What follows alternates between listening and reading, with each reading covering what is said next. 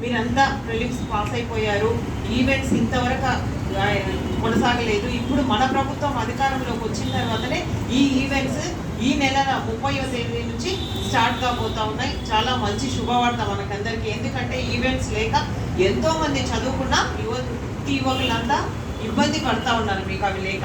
అంతేకాకుండా ఈ ప్రభుత్వం వచ్చిన తర్వాత మీరు చూస్తూ ఉన్నారు, ఎలక్షన్లో హామీ ఇవ్వడం జరిగింది. ఈ 5 ఏళ్లలో 20 లక్షల ఉద్యోగాలు ఇస్తామని చెప్పి చంద్రబాబు నాయుడు గారు, అలాగే మన విద్యాశాఖ మంత్రులైన మన లోకేష్ బాబు గారు కూడా చెప్పడం జరిగింది. చెప్పిన మాట ప్రకారమే ఆయన ప్రతి క్షణం ఉద్యోగాల కోసమే ఆలోచిస్తూ ఉన్నారు. ఏ పరిశ్రమలు తీసుకొని రావాలి మన రాష్ట్రానికి, ఏ పరిశ్రమలు వస్తే ఎంతమందికి ఉద్యోగ అవకాశాలు దొరుకుతాయనే దానిపైనే ఆయన కాన్సన్ట్రేషన్ పెట్టడం జరిగింది. అలాగే మనం అందరం చూసాం, అమెరికా కూడా వెళ్ళినప్పుడు కూడా మన రాష్ట్రానికి రండి, మీరు పెట్టుబడులు పెట్టి మనకి పరిశ్రమలకు మా ఏపీకి రండి అని.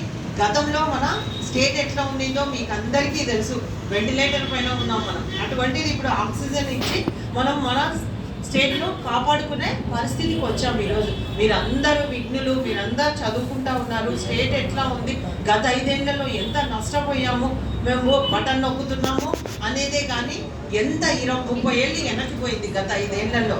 ఇప్పుడు చంద్రబాబు నాయుడు వచ్చిన తర్వాతనే మళ్ళీ మనకి రాష్ట్రము, మళ్ళీ మనకు అభివృద్ధి సంక్షేమం రెండు కళ్ళుగా ఉండి, ఒకవైపు డెవలప్మెంట్ చేస్తూ ఒకవైపు పథకాలు ఇస్తూ మనకి, మీకు అందరికీ తెలుసమ్మా, 10 లక్షల కోట్ల అప్పు ఉంది. బకాయిలు వచ్చేసి 1,30,000 కోట్ల బకాయి కూడా చెల్లించాల్సింది ప్రతి ఇయర్. అంతేకాకుండా మనకి ఇప్పుడు వచ్చిన తర్వాతనే పెన్షన్స్ పెంచినారు. అలాగే మనకందరికీ దీపం పథకం ఇస్తూ ఉన్నారు పేదలందరికీ. ఇలా ఒక్కొక్కటి.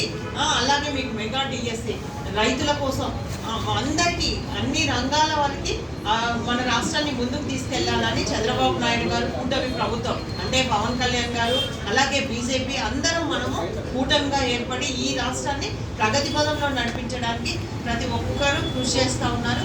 మీరు కూడా గమనిస్తూ ఉన్నారు. గతంలో ఎలా ఉండేది మీకు తెలుసు, జాబ్ క్యాలెండర్ అన్నారు. ఎక్కడుంది జాబ్ క్యాలెండర్? 5 ఏళ్ళకి గడిచిపోయింది, ఒక్క జాబ్ క్యాలెండర్ కూడా లేదు. జనవరిలోనే జాబ్ క్యాలెండర్ వస్తుంది అని ఆ రోజు మనం